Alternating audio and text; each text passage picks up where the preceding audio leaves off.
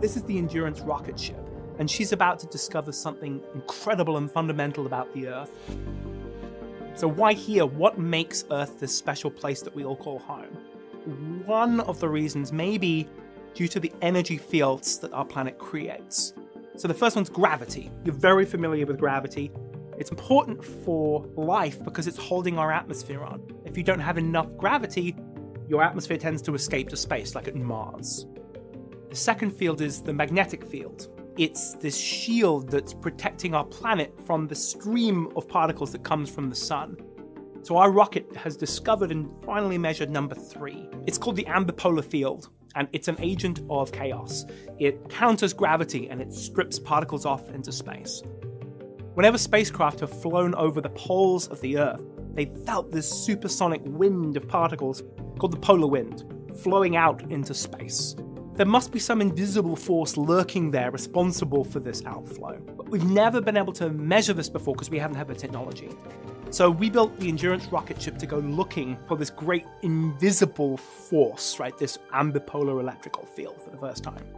So we were expecting to hopefully find the source of this polar wind, but what we weren't expecting was this other thing that it does to our skies and to the atmosphere, which is just so profound. There's only one launch site in the world far enough north to actually try and launch into this thing, and it's in the very north of this tiny island called Svalbard, just off the coast of the north of Norway, which meant a little bit of a trek to get it to the launch site.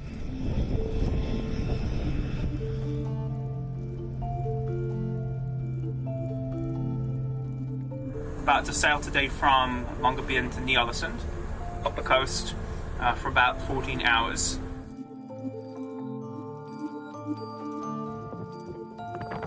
We had a couple of days of being completely whited out, and now it's calm in this beautiful country. I have a feeling this might be the day.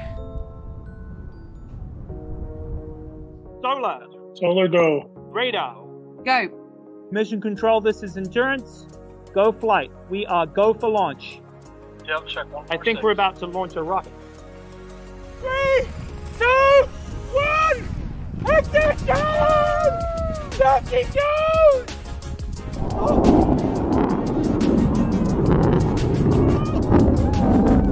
During the 15-minute suborbital flight, we successfully measured this ambipolar field for the first time. When you add up all of the strength of it over the whole flight, the whole potential drop was only about half a volt. And that's nothing, right? That's about as strong as one of those tiny little watch batteries. But that's exactly the amount that you need to explain this, polar wind escape, this outflow. Because we measured it for the first time, we can actually understand the role it plays in the atmosphere. And despite being weak, it's incredibly important. It counters gravity and it basically lifts the skies up. It's like this conveyor belt that's lifting this atmosphere up into space. So like us, you're probably left with a lot of questions, right? What does this field do? What's it for, right? How has it shaped the planet? And I can't tell you yet. This field is so fundamental to understanding the way the planet works. And it's been here since the beginning, alongside gravity and magnetism. It's been wafting particles to space and, stretching up the sky since the beginning. It's probably had an impact on the evolution of the atmosphere, but I can't tell you how much yet. It may even have left a mark on the oceans, but how much I don't know.